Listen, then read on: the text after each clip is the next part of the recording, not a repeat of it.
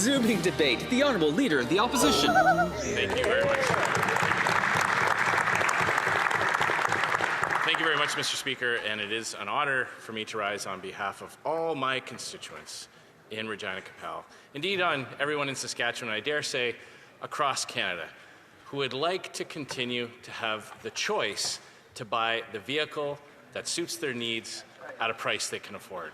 That's what today's motion is all about. Let me read it for you, because it's important that people watching understand what the government's doing. The government is going to ban the sale of gas-powered vehicles that will force Canadians to buy electric vehicles, and this mandate will drive up the cost of vehicles by $20,000. So in order to allow Canadians the choice to purchase any vehicle that meets their needs at a price they can afford, the House calls on the Liberal government to immediately end their ban on gas-powered vehicles. I have heard so much nonsense from the government today, Mr. Speaker. They are dressing this up as providing an opportunity to Canadians to do something, but they are banning an entire category of vehicles that Canadians have demonstrated over the course of the last few years that they enjoy buying and driving.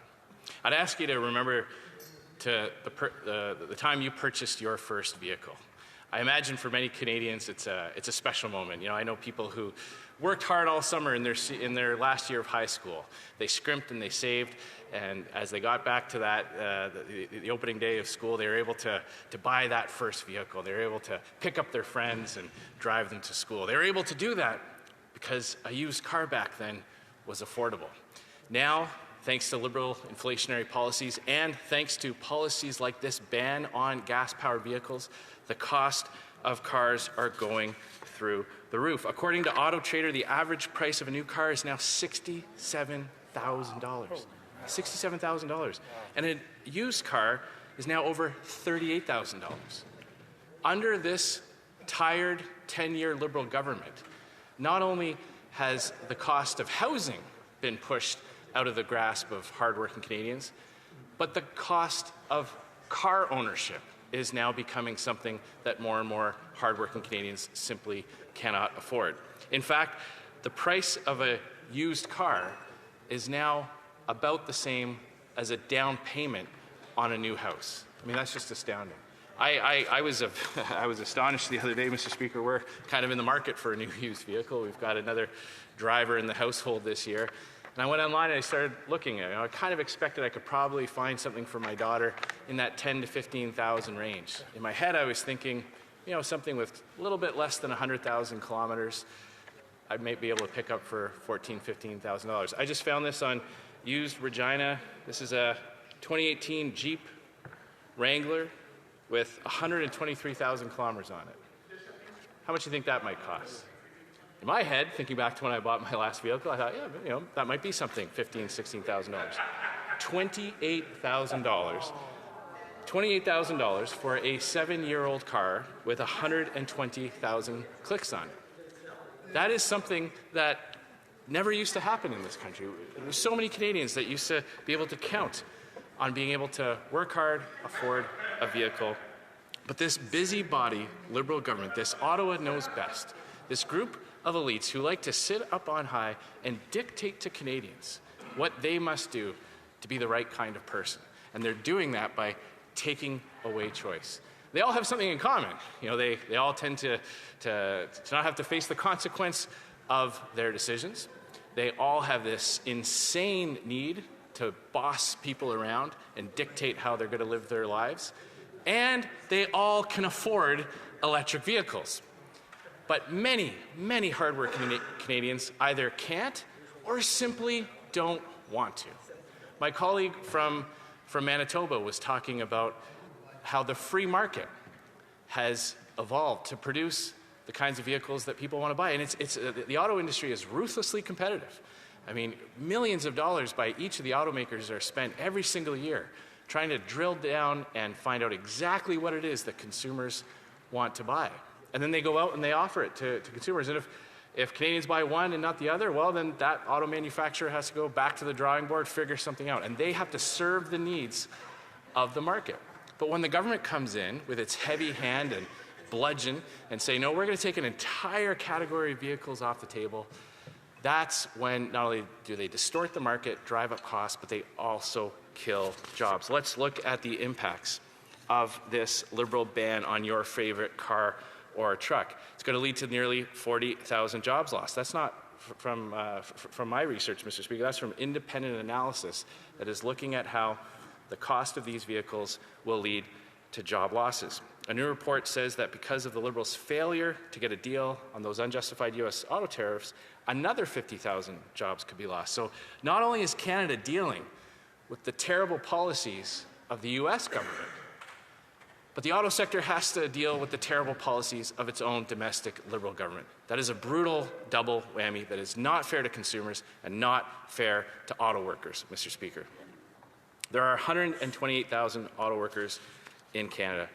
The U.S. has no mandate to ban traditional conventional oil and gas and diesel-powered vehicles. This policy, this insane policy to dictate to Canadians what kind of vehicle they must buy, that they must drive, will just send even more jobs to Donald Trump's economy.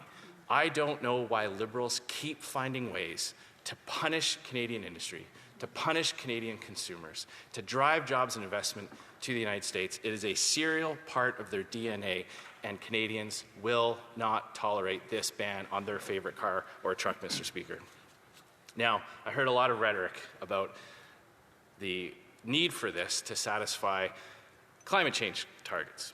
Well, let's have a quick peek at exactly what that looks like, because this ban, according to the government's own documents, will result in approximately 362 megatons worth of reductions from 2024 to 2050. That's 26 years.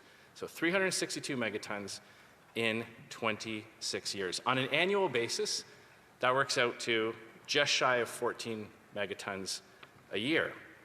Now, to put that in perspective, China's greenhouse gas emissions were 15,797 megatons in 2024.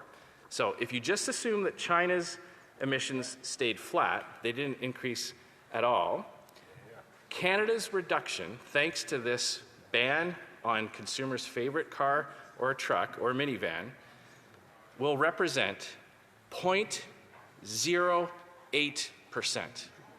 0.08%. We are going to cripple our auto manufacturing sector. We are going to deprive Canadians of the ability to buy a car, truck, or minivan at a price they can afford that meets their needs, while China continues to emit more and more every year. We are going to suffer here in Canada. We're going to put up with all the lack of choice and lack of ability to suit our needs in the way that we see fit, and it will have absolutely no impact on global emissions. And the insult to injury on that is knowing that Canada could have actually helped reduce those global emissions by exporting more of our LNG, our clean and ethical natural resources, to help countries get off coal-fired electrical generation. And not only do we have a government that says no when our allies come looking to buy that clean and ethical energy, but then they turn around and they punish Canadians by taking away their right to choose what kind of vehicle they want to buy. Mr. Speaker, I'd just like to close my remarks with a couple of statements. First of all, I agree with all my colleagues today that said, we fear that Canadians don't know this is coming. This is a typical playbook by the radical left. They pick a target that's just far enough away that they feel like they won't be around to be held accountable, but it's close enough that it feels like real action's being taken, and they kind of slide these things through in bigger packages. That's why Conservatives are highlighting this today, because this ban is already impacting the market. It's already having an effect on driving up costs, and it's only going to get worse. And I'd like to close with my favorite quote when I think about busybody Liberal government overreach. It's from C.S. Lewis. And he says, of all tyrannies, a tyranny sincerely exercised for the good of its victims may be the most oppressive. It would be better to live under robber barons than under omnipotent moral busybodies. The robber baron's cruelty may sometimes sleep. His appetite may at some point be satiated. But those who torment us for our own good will torment us without end, for they do so with the approval of their own conscience. Stop tormenting Canadians. Give them back the freedom to buy the car, truck, or minivan of their choice, Mr. Speaker. Questions and comments. Gets the online commentary. The Honourable Parliamentary Secretary, the Government House Leader. Yes, very quickly, Mr. Speaker, some advice to the Leader. I just did a quick Google, 2018 Jeep Wrangler, 77,000 kilometers, $21,000. That's thousands of dollars less. You might want to do a little bit of research. Mr. Speaker, the question that I have for the member opposite is that, look, at the end... Where is it? In, American website? what are you going wrong with British Columbia? Mr. Speaker, can I start over? Mr. Speaker, my question to the member opposite is, at the end of the day, you know, there's an issue in terms of how we could use the technology and advance the industry as a whole, which creates literally thousands of green jobs. We've seen that in investments that the previous administration has made. Does the Leader of the Conservative Party not recognize that the potential job opportunities by moving in this direction are immense and all Canadians would benefit by it? The Honourable Leader of the Opposition. If this Liberal wants to go and tell Canadians that car prices aren't becoming more expensive, I will go with him. I'll go with him, door to door, and he can tell every household that he wants to that cars are not getting more expensive, because we all know they are, and they're being pushed higher and higher out of the grasp of hardworking Canadians who used to be able to afford them. And all the questions about technology and investment, that's not what this motion is about.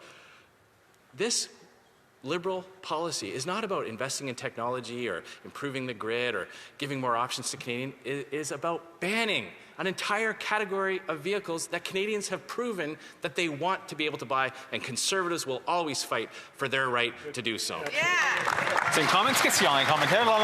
Honourable Member for Rimouski-Lamatype-Pidia. Thank you, Mr. Speaker. We have heard the classic Conservative rhetoric. I don't want to recycle because my a colleague has done that. We want to hit this pause button because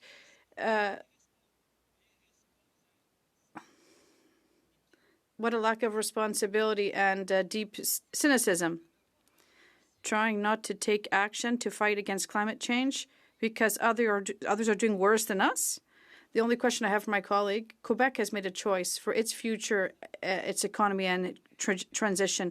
Will it respect Quebec's healthy choice to limit the sale of gas-powered vehicles by 2035? Chef de l'Opposition. The Honourable Leader of the Opposition. Well, the member asked a few points there. First of all, there are lots of ways that you can help reduce greenhouse gas emissions without depriving Canadians of choice, and that's what this Conservative motion is all about. Conservatives have a long track record of investing in technology and incentivizing advancements in new methods of production and whatnot that will help reduce those emissions. I mentioned exporting more Canadian LNG to countries that use coal to create the electricity. I didn't even get into the topic of how bad for the environment some of the production methods of extraction for the component materials for EVs create in the economy. But when it comes to the situation in Quebec, we believe that every Quebecer should have the right to choose what kind of vehicle they want. We believe the right of every Canadian should exist to buy whatever vehicle they have to choose. This isn't about one particular province's approach. This is about the rights of individuals, and that's who Conservatives fight for. Questions and comments. The Honourable Member for